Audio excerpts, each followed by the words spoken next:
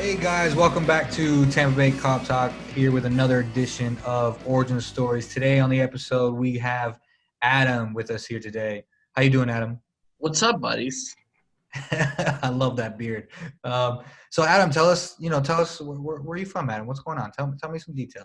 I'm originally from New York, a little tiny place called Poughkeepsie, New York, which is a little bit north of the city. Okay. Originally the capital of New York.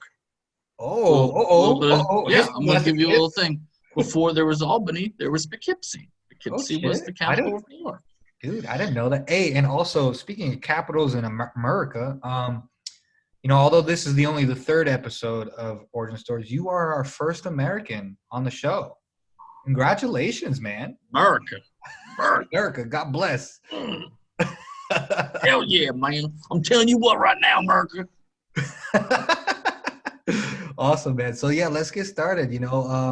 So I'll tell you this. So I'll explain it. So I love soccer, and the reason I love soccer so much is my uncle is Moroccan, and he taught me how to play soccer when I was 4 years old, Oh, word. and that is how I got into the world's greatest game. And I played soccer my whole life. I played all the way till I got to college, and I found out I'm not that good. I really was not that good.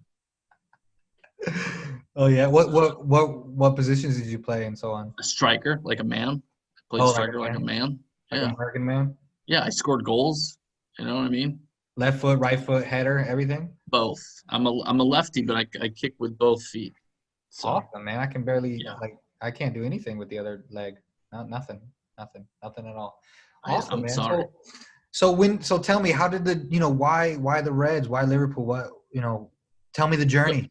So the journey is that I'll give you a little backstory. So I love soccer. Obviously, I played my whole life, but for me as an American, there was never. I had the Cosmos in New York. That was it. There Okay. was never any real. I think I've been through four major professional soccer leagues come and go in America. We couldn't keep it together. Right. So I think it was like my junior year of high school. I saw a Liverpool game with a gentleman named Robbie Fowler, and I saw how crazy and young he was, and I was just enamored with him and thought this guy is awesome, and I loved it. This is before Michael Owen. I mean, he was one of the youngest players ever to play professionally and to score, and I was all in. And man, it was hard for me to watch. It's not like now where you can watch any European game on Right. TV. Yo, I had to, sorry, but about that, yeah, I was talking to V on the last episode about him growing up in England and how like nothing was ever on TV, even when Liverpool were winning the leagues left, right, and center.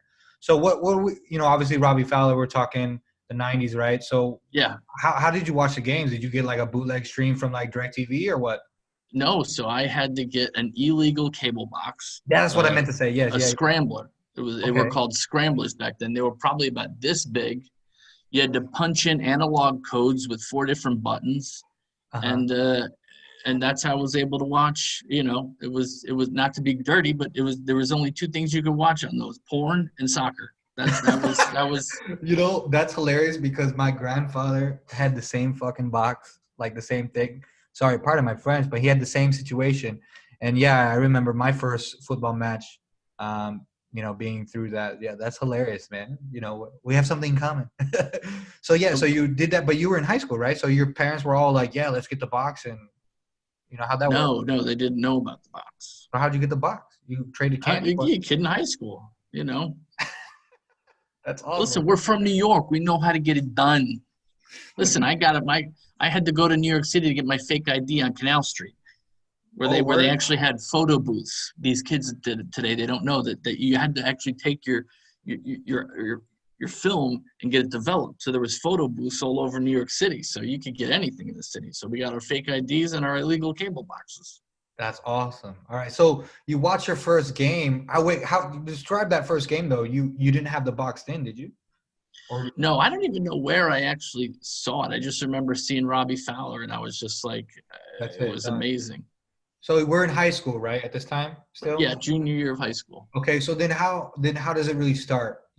Like So really, what really, so I liked, Liverpool and stuff, but when I graduated high school, I worked at a camp for handicapped kids, and I know this is totally off, but we're gonna come back together. So I used all to right, work at this camp for handicapped kids, and 75% of the people were outside the U.S. So they were all European kids and mostly English kids. So they all loved soccer. So right, when I told them, they used to go, oh, you can play all right for a Yank. That was the nicest thing I ever heard when right. hanging out with my English friends, and so I worked at that camp for a few years, and then I moved to England. And then once I moved to England, that's it. I had jerseys. I was buying jerseys and stuff, and that's really when I was able to actually meet actual Liverpool fans and stuff, and really get into Liverpool and stuff. Okay, so let me stop you there. Number one, this is why I like doing the shows because I didn't know you lived in England. Yeah, yeah, I've met you several times in person. I had no idea that you lived in England. So yeah. I that lived in Essex. okay. So let's pause before let's put that on pause for a second. So before you moved there, you didn't have like other peers that were really into soccer and or Liverpool fans. No, no, Not at no. all. Because again, with the TV and all that. Okay, interesting. So then when you And moved, there was no American team to. exactly. The men's national team was garbage. It was her. I mean, the best thing we had, was Alexi Lawless Right. and Kobe Jones and man, I can't even remember the goalie's name. Dave something. I may be wrong. Yeah, dude. I don't even know. Mira. Maybe. Who I knows? don't know. But yeah, I mean, that was it. I mean, the best thing I had in the '80s is I went to a Cosmos game. When Right. the Cosmos were around, when I didn't get to see Pele, he had left already. But I mean, that was it. That was Right. it for an American. You, you played soccer from when you were 5 years old till high school, and that was it. I mean, Right. I knew a couple of kids, and when I say knew, I mean I read about them in the newspaper, where we had one kid in Poughkeepsie who went to Germany. He didn't even graduate high school yet. He was so good as a goalie that he went to Germany his sophomore year.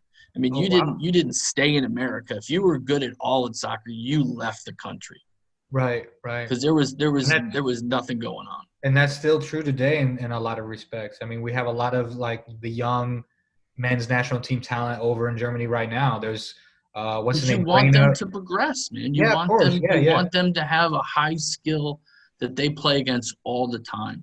Yeah, and then the proper education, so to speak. So, okay, now we go to Essex. Obviously, I'm assuming we're after high school. How'd you move? Like the visa situation? How the hell did that work out? Did you just get a job? This Like this you this is got like an before IT job? Like what the hell this happened? is this is before 9/11, where you could just fly to any. Hey, I'm American. I'm coming in. Hey, how you doing? So I had a girlfriend at the time who was Welsh. She was a high school teacher, and I had Wait, finished she up. was your high school teacher or I a high wish I wish she was. Oh my God. school? I would have done really, really well in school if she was my high school teacher. But anyway, so she was a high school teacher in Essex, and I was really kind of in between careers. I had been taking care of a handicapped adult for 3 years. I lived at his house 24/7 every day for 3 years. I was burnt out. And Right. she was like, "Why don't you come stay with me?" So I was like, "Hell yeah!" Packed my bags, parked my car at a friend's house for 2 years, and I flew off to England. Parked The your only car reason I for the only reason I left is because eventually they sent a letter, because when you go to a new country, they say, "Where are you staying?" And I gave them the address of where I'm staying, and finally they're like, "If you're still here, you need to leave. Like, you really? gotta go." Oh yeah, dude.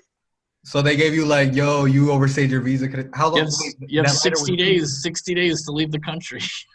So wait, that letter arrived 2 years later. Yeah, yeah. Eventually, yeah. No, no. At the end of my 2 years, eventually I got this letter saying, "If you are still here, you need to leave." Wow. Yeah. So you were So I there had completely, but I'm assuming you had a job and so on, right? no, no, no. I Oh, was I was a housewife. I cooked, I cleaned, I did the laundry. Oh I man, drove my girlfriend to work every day. I got the groceries, you know. what a simple life, man. Oh, dude, it was great. It was great, dude. That was one of the things. I loved England so much that, you know, if I could have gotten, the problem was is that I was trying to get a job eventually. Right. But back then, and I think it's still the same way today, they would have had to have advertised a job in a London paper for 6 weeks, gotten applicants, and then they would have had to have proved that I was more Qualified. capable to do the job. Yeah, that's in the law, even in the States, basically. I mean, I work in IT, and that's kind of like what they have to do, kind of. But I mean, again, how enforced that is, I don't really know. But But this is back in 2000. yeah, okay, yeah, So yeah, I loved England. I loved every, you know, obviously, you know, being, you know, the soccer there is amazing, you know. I mean, I because my girlfriend was a teacher, I used to play on the teachers team. I mean, these teachers were amazing. right. And the cool thing too, because we don't know about amateur laws, you know, there's no amateur laws out there. So she had high school students that were playing for West Ham, that were, you know, that were in the, In the you know, academy, stuff. in the youth training and stuff like that. We, you know, we don't have that here.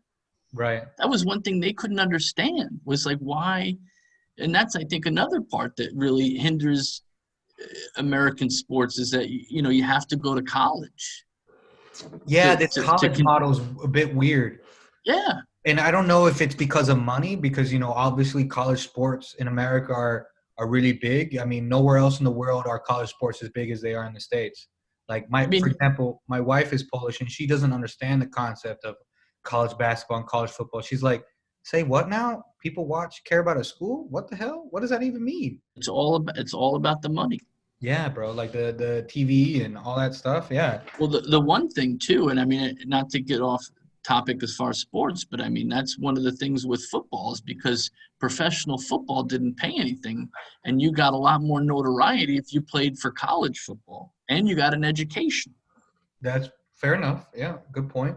All right, so but we're in Essex. You're there for 2 years. You're playing on the teachers team. You're meeting West Ham, academy players.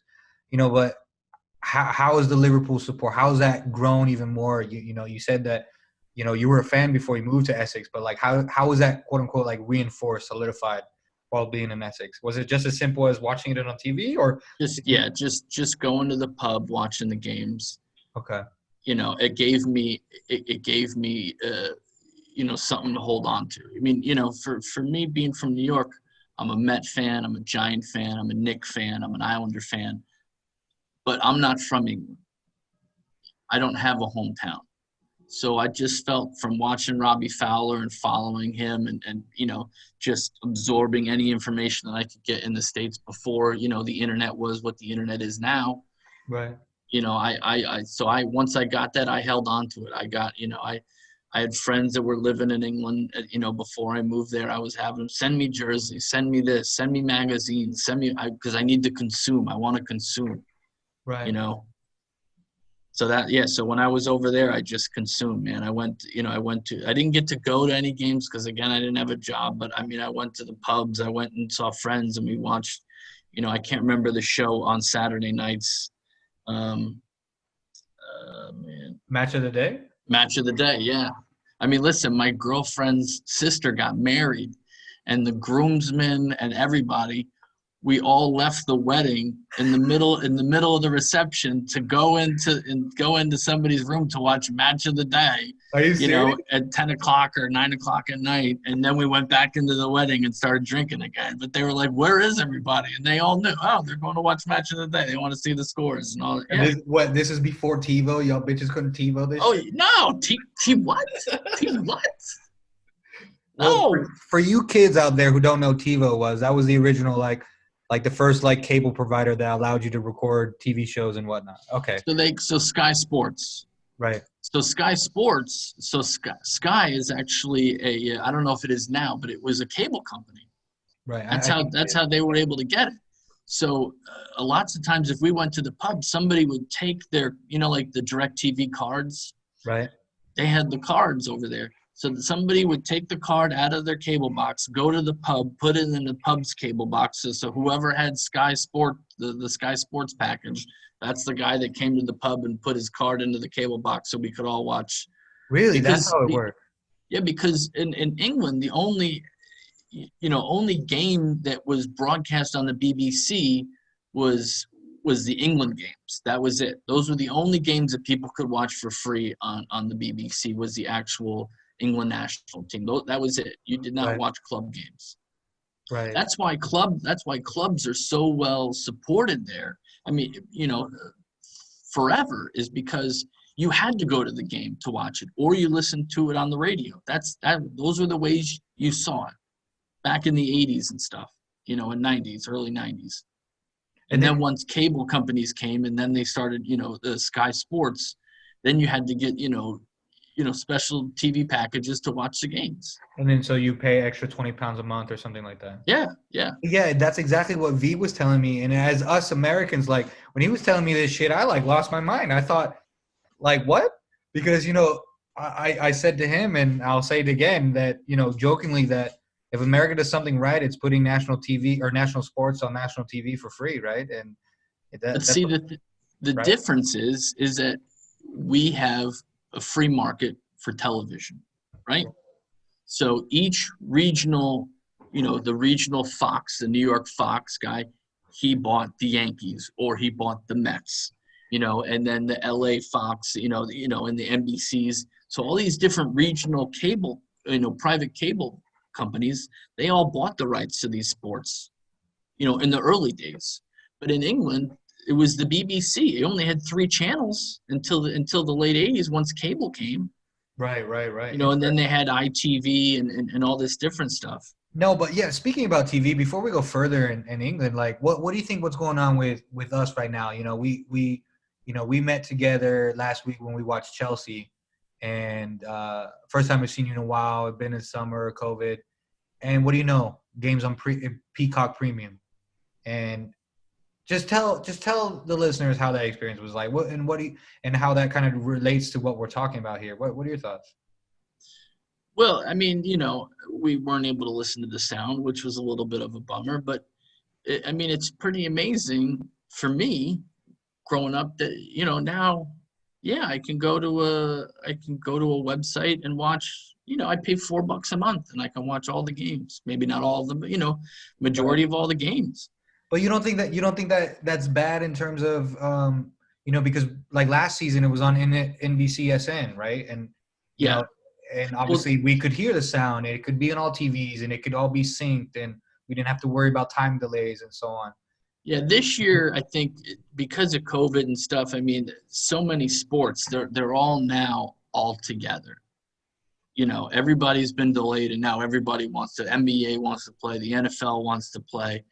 So, last year we wouldn't have had this issue because I don't think that the Tour de France, and that was one of the reasons why it was on Peacock. Right. Obviously they changed their platform, but the games weren't on MSNBC because the Tour de France was on MSNBC or NBC Sports. Whatever. Yeah, it's too many letters.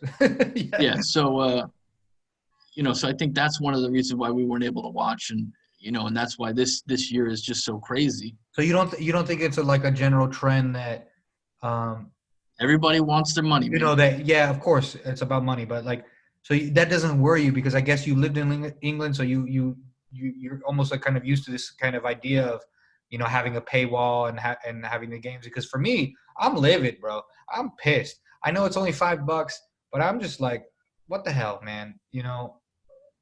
Especially from a bar, like when we go to the pubs and stuff, from that perspective of coordinating with the bar, making sure they're going to have it, coordinating the sound, making sure that we don't get half the bar on the left side doesn't get spoiled from the bar on the right, the people on the right side of the bar. Listen, when I had my illegal cable box, I got one game at a time. That was it. So I didn't know what I was watching. I didn't know who was playing. It was whatever they were going to broadcast. So lots of times I only got to watch 4, maybe 5 Liverpool games a year. Really? Wow. Yeah, because so you're saying that I should just calm down and relax a little bit. Shut the fuck up. Stop being a millennial little fucking snowflake, and know that us elders, I had to walk to school with Time magazines tied to my shoes because my parents couldn't afford shoes. That's what I'm trying to say. Man, Right? I hope that's not true. No, that's what my parents used to tell me. Like, Oh, I was like, oh, shut up, please. Time magazine. Go buy me my Oshkosh Bagosh shoes, my pants, and get me some Keds. Let's go. That's funny. So while we're in Essex, though, you're going to the pub, you're watching it with the guy who brings the card and so on. So did you meet a local like group of guys or group of people that were Liverpool fans per se, or just football fans in general? Nope, just football fans in general. Okay. That's the only, I never made it to Liverpool. I want to so bad, Right. But yeah, I love just going around London and meeting football fans. That was for me. That was just fun. And then they were like kind of, what's the word? Like, how do I say this? I mean, they were kind of, you had good experience with all that, having that in that football culture. They were more surprised that I knew as much as I did. Because they think Americans, first of all, if you hear an English person do an American accent, they're from California. Hey, Yeah. So they have this notion, baseball, and then they always, football. You don't even kick it with your foot. How are you calling this football? So they have that mentality in their head. And then I go, oh yeah, I mean, not only do I know football, soccer, I played it my whole life. I know, so like, oh, the rules, the players. They were more impressed that I was. Did that get you a few free beers? Oh, of course it did. Yeah. That's awesome. All right. And then when I get a little arrogant, they go, oh, there's the American in them. There it is. Oh, that's funny. Yeah, I've seen that abroad. Americans abroad, it can be a bit arrogant.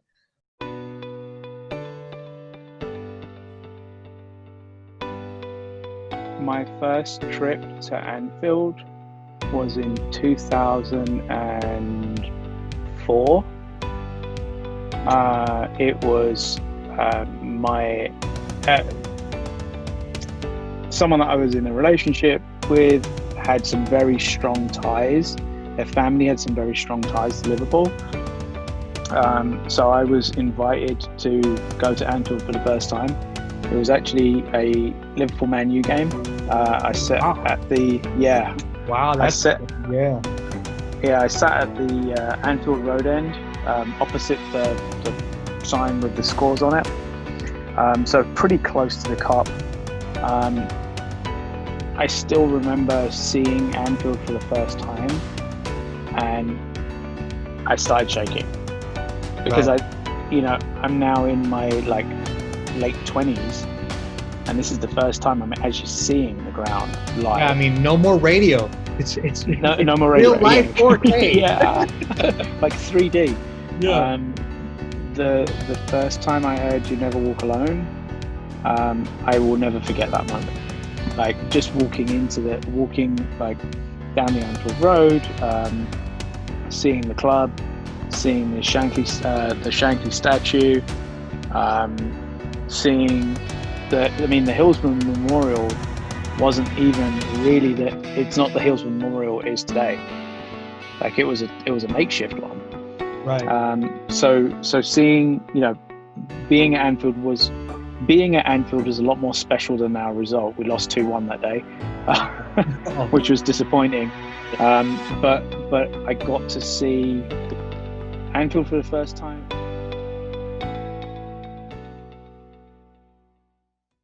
Let me ask you. So then, after the 2 years, you moved back to the States. So where do you go?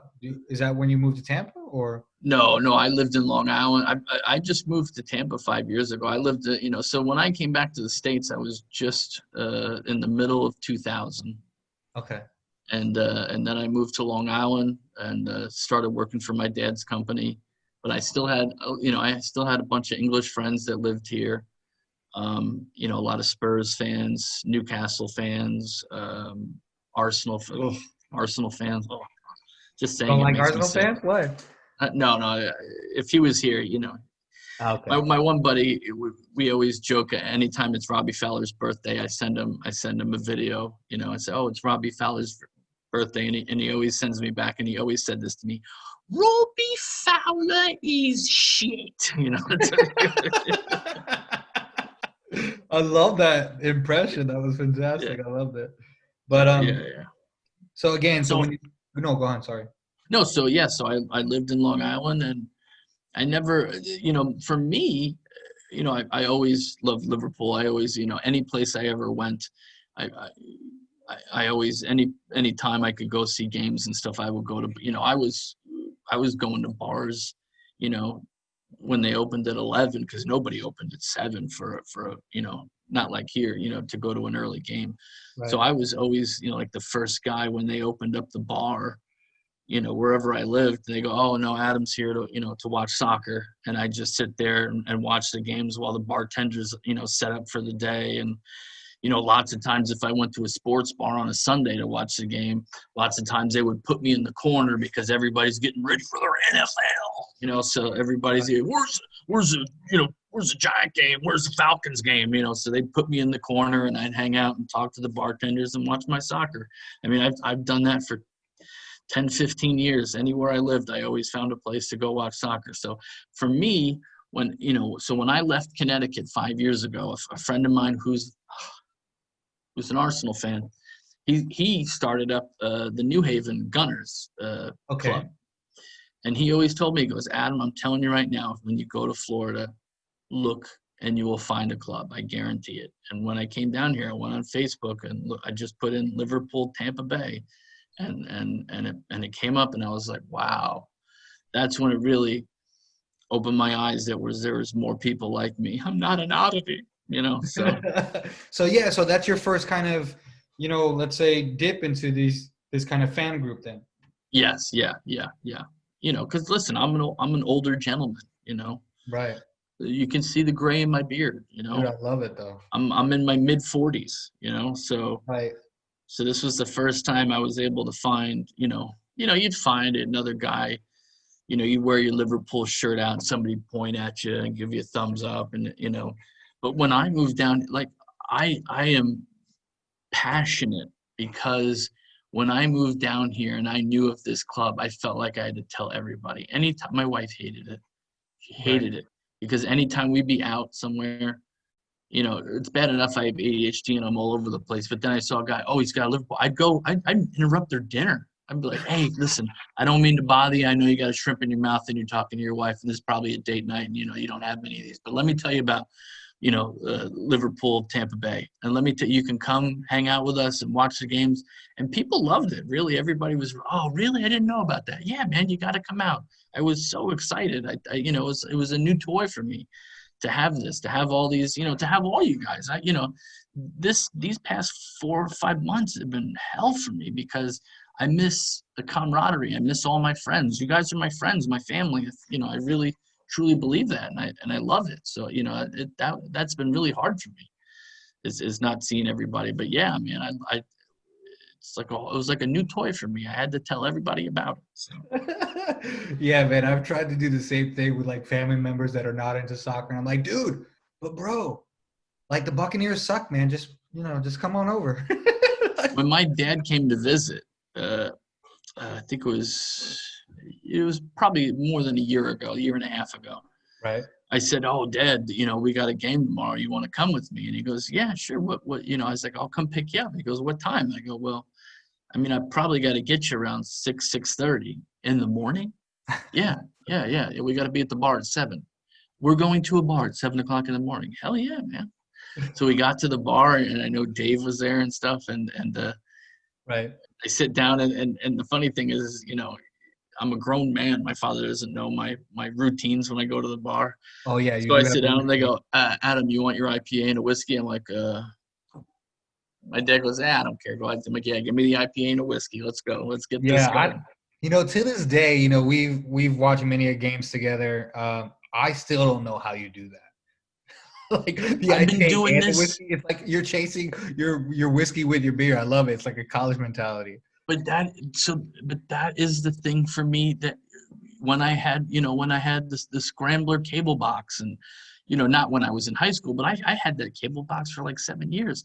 So when I was living in Long Island with my English friends, he'd come to my house, we'd turn the cable on, we'd start watching the game, and we'd be, he was from England. He's like, Adam, every time I watch soccer, football, I gotta drink. Like this, we're always at the pub, we're drinking, we're watching. Right. So yeah, so anytime. I was hoping for like maybe an element of superstition, or like that's just like your ritual kind of thing. But that's awesome. So yeah, so your time in Tampa, it sounds like it's been much more involved experience for you here. Yes. Yeah. So, how do you see that going in the future? Or how do you see that maybe evolving a little bit? Maybe going to like, is there like a next step for you kind of, and your journey of fandom with Liverpool and specifically? Well, I have to go to Anfield. Like that's, that's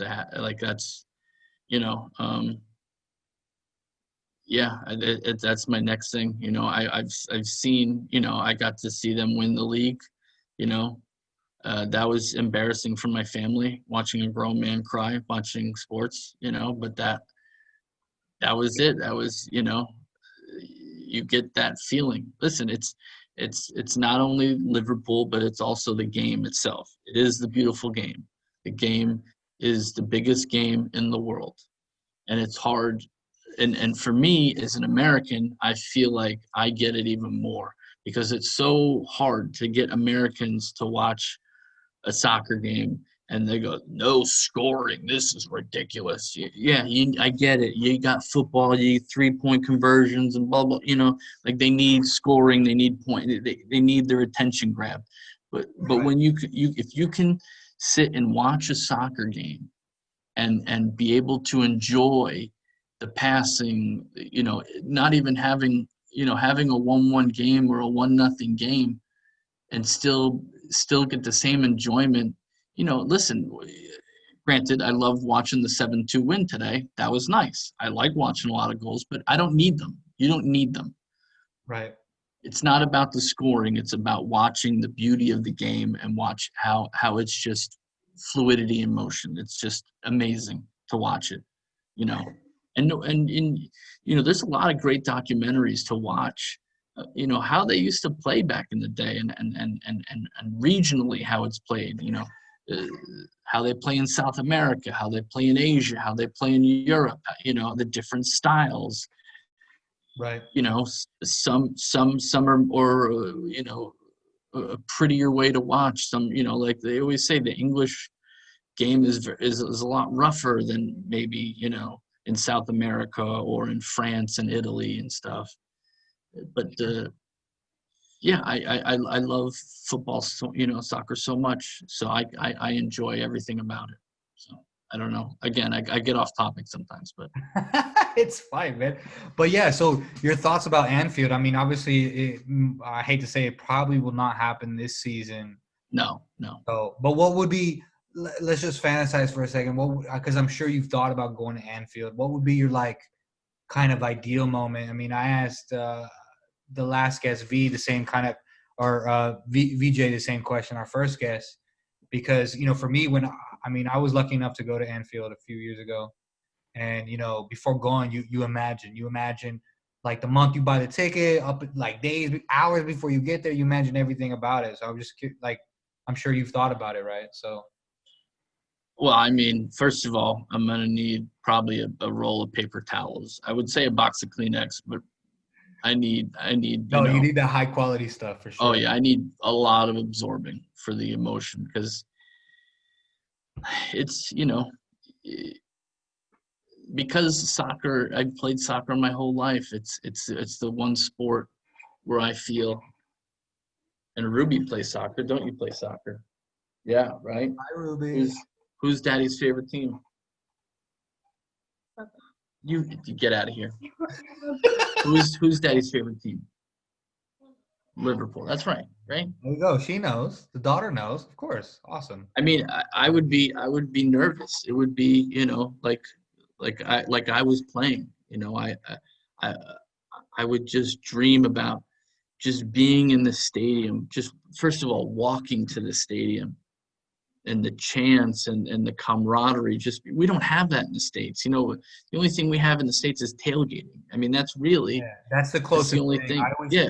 I always tell people, like I've talked to family members and so on, and I've tried to explain to them like what it's like. And the closest thing I can tell you, like I went to the University of Florida during a time when the university won a national championship. And the thing I can tell you is that that's the closest thing you'll get is college American football. It's the closest you'll get to like the culture of a fandom like in Europe. I think that's the closest. Even then, it's like different league. You know what I mean? It's like a And different. I kind of forgot this because we talk about Liverpool and stuff, but Oh, daughter's talking. she was just saying that my favorite color is red. Oh, your favorite color is red. Okay, that's good to know. So the first time I ever went to a professional soccer game was in the States. It was Man United versus Juventus at Giant Stadium. Oh It yeah. had 79,000 people at the stadium. That's the most they've ever had ever in the old Giant Stadium. Come on, let me talk, okay? Go to bed. So that was the most they ever had. So that was amazing just to watch. Even though it wasn't Liverpool, it was United. Ugh. But Yeah. it was amazing to watch all these Americans. I mean, it had so many people from England and stuff, and Juventus in Italy, right? Yeah. Yeah, I mean, all these different people. Thank goodness they served beer in plastic bottles because they started throwing plastic bottles, and then the police had to come and stuff. But yeah, The Manc supporters or the Juventus ones? both of them. They're both degenerates.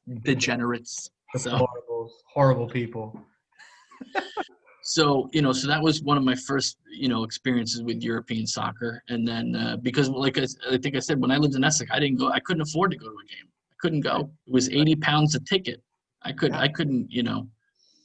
So then my next game, I saw Liverpool play at Yankee Stadium, and that was, man, I don't know, 2008, 2009, I think. And that was amazing. So that was one of my first times. I have a Robbie Fowler jersey, and I think he was in Malaysia where he was a player coach. Right. I don't know but it was in Asia. So I actually still have the jersey, but I wore the jersey to this Liverpool game, and the crest kind of looks like Manchester United a little bit.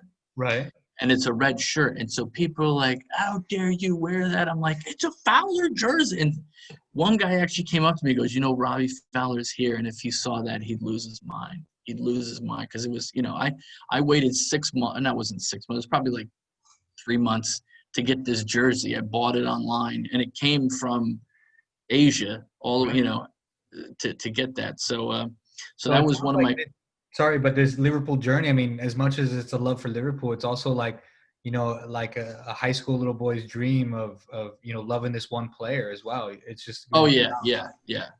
Right. Awesome. Yeah, And so, yeah, I mean, again, I would just to go to Anfield and just to do all the experiences and just sitting in the stands, I'd be an emotional wreck just because it would be like a little boy just getting, it's like what you dreamed of, Right, yeah. It's that big Christmas present, or, not for me, my Hanukkah present, but, Hanukkah present. Yeah, I mean, I hope that happens for you, obviously, when the world goes back to normal, because, yeah, I mean, I wish everyone can have that opportunity. But, yeah, speaking of all these experiences you had in the States, I'd be curious to know about, I mean, was it last year, I think? I know that you went to Miami for NBC. For those of you who don't know, NBC shows the football game or the soccer football games here in the States. So you tell me about that experience in Miami. That was cool. That was cool. What was it? What's that? What was the thing? Because I didn't explain it. What can you describe? It was it's football Fanfest. Right. So NBC does a thing. It was the last 2 or 3 years. 3 or 4 times a year, they go to different cities. They set up these huge, I mean, it's a huge event. And they broadcast, they do all the pre-games at these events. Right. And so last year they did one in Miami. It was right on South Beach. It was amazing. Right. And to have all these different clubs, I mean, you had, everybody was there. Norwich, West Ham, every team mascot and every fan was there. Even the degenerate Chelsea fans who were disgustingly obnoxious, they were there too. Oh my God. So, Ugh, I'm surprised I didn't get cut in the face and had a Chelsea smile for the rest of my life. Jesus. Do you know Yeah. what that is? No, no. Tell me, what is a Chelsea? It's when you cut them on the mouth like that. Oh man, that's Take gross. 2 razor blades and you cut them on the inside of the mouth. I think that's what it's called, Chelsea smile. Yeah, yeah. I don't know. It reminds me of the bat. Degenerate hooligans. Okay, fair enough. But Yeah. so that was well worth it. Then was that was that something? Would you argue that that experience was maybe better than going to those preseason games that you've been to before? So that was, I mean, it didn't have the live experience of, but it was awesome just to have all these different clubs involved and all, I got my picture taken with the Premier League trophy and stuff, with the cup and stuff. It wasn't cool that it had blue ribbons on it. That was disgusting, but whatever. It was nice. I mean, dude, we had to go. The broadcast starts at 6:30 in the morning. We were at the broadcast at I think at 4:30, 5 o'clock in the morning. Oh my God! Did you get a drink? Oh yeah, we were drinking right down there. Yes. Right in line, just chilling. Oh yeah, there were people. Listen, my roommate. I'm not going to mention her name, but you know who I'm talking about. She went out partying. I'm an old man. I can't go out. She didn't come back into the room till 3 o'clock in the morning. And then at 4:30, I mean, she had an hour and a half of sleep, and then she got back up. That's when when you're young and 20 that you can do all this stuff. I would never have been able to function. Hey, I love a man who is aware of his limitations. I love it. Not back then. Back then, I was doing benders, but not now. Now, no. I need a day to come back together. All right, man. So I gotta ask. We're obviously into a new season. What are your thoughts? Like, what are your predictions? How do you see us going? Obviously we bought Thiago. The whole world's on fire. We got Jota as well. Like, for me, I have no more stress. So what are your thoughts? I honestly, I felt like we just won, man. We don't need to change anything. And that, I think, is the naive and for me, that's the naive that I think, all right, we're good, man. We got everything. And you don't have everything. You need to evolve. You need to get better. They got rid of Lallana. I can't remember. I can't think off the top of my head. But we got rid of a couple of players, and then we brought some players in. And I really didn't think we needed them, but we do. I mean, it's like all the rest of the big clubs. You got to evolve. You got to keep going. You don't want to have an old Beckham or you need to let them go. Even though these are big name guys, sometimes. I mean, I don't want to see Salah go, but listen, when we got rid of Coutinho, and then we were able to get Van Dijk, and we were able to get Alisson, Alisson and stuff. I mean, yeah, I mean that obviously that helped us out in the end. So I'm optimistic. It doesn't help that I'm a Met fan and a Knick fan, and I know what shitty organizations look like. So I'm always. So you feel my pessimism sometimes? Oh, dude, yes. I'm pessimistic about everything. So I'm not crazy. Today I predicted our League Cup matchup with Lincoln would have been. I was like, oh, we'll win 2-1, 7-2. But yeah, man, I'm always pessimistic because, that has. You're a Met fan, but me as a, from Tampa Bay, being a Buccaneers fan as well, growing up, like. I know what it is, man. I know what it is. You won 1 Super Bowl. Hey, don't you take that away from me. No, you can't. But again, if you have to literally rest your, on that. Right. Listen, I grew up, my dad's a Yankee fan, and I had to listen to a guy who goes, 27 championships. Yeah, like 12 of them were during slavery. So when a black guy couldn't fucking swing a bat. So please, so that's what I had to deal with. As a Met fan, we had 2 World Series. A lot of people would love that, but that's, we were second-class citizens in New York City. So no, I know what that's like. I know what having a shitty organization. That's another reason why I love Liverpool. The history and everything is amazing. But that Mets fandom, so to speak, that New York kind of disappointment from your from your beloved franchises, your beloved sports organization. It's right here. It gives you kind of like a sense of balance and like a humility to like, Oh yeah. and that, hey man, this is an amazing time. Why the hell are there fans that want FSG out? I don't know if you're on Twitter, but there are a bunch of people before we signed Thiago and before we signed Jota, we're like, FSG out, they're not signing players and stuff. And so from what I'm hearing from you, it sounds like because of your experience as a New York fan, basically, that you're more level-headed. You know that this is success and that this is kind of like the cream of the crop, and that, you know, yes, we can improve, but it's an amazing time to be a Liverpool fan right now. Right? Listen, when we finally lost the game and people were like discussing, I'm like, dude, one team did it. One team. I mean, why do you think the Dolphins from the 70s still have parties every year, you know, when finally, you know, when New England lost, you know, because nobody's ever gone, you know, 0 and what, you know, or 12 or 16 and 0 or whatever. Nobody's perfect. And if perfection is very, very hard to find. So, I mean, the way we won this year and almost won last year, we could have won 2 decades worth with those records.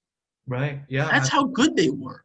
Yeah. People need to put that in perspective. And sometimes I immediately like forget that, you know, I immediately forget that we're boss as fuck. We are kings of our own universe. We lost by 1 point last year. Right. 1 point. I mean, that in itself, I mean, our point total last year, again, would have won us for 20 years straight. Yeah. So again, just a final thing of where do you think we'll end up? Do you think we'll win in the league again? Do you think we'll go to the Champions League final? What's going on? Again, I grew up with the Mets, the Knicks, the Islanders. I could never listen to people go, oh, we're going all the way this year. Shut the fuck up. Shut up. I've seen this dog shit happen every year. Stop.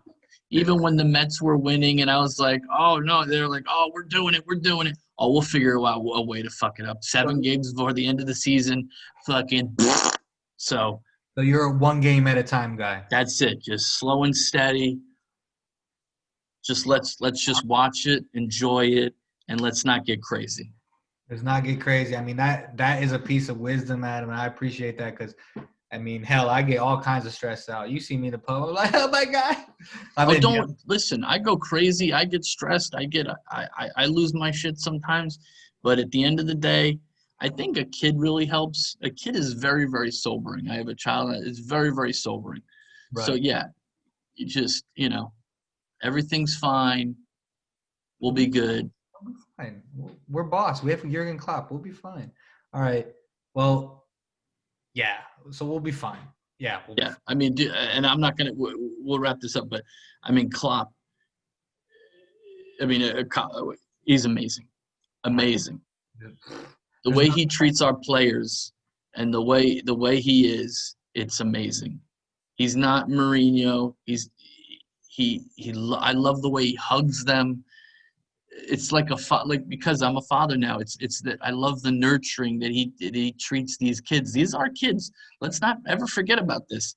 These are grown men, but these are kids. They're under 30. They're in their 20s. They've got a whole life ahead of them, but right now they are. You know, you have to treat them like that. And I think a lot of people they lose that. That, you know, oh, what is he doing? What is he? The kid's 22 years old. What if I was out there? Do you know how much blowing hookers I'd be doing right now?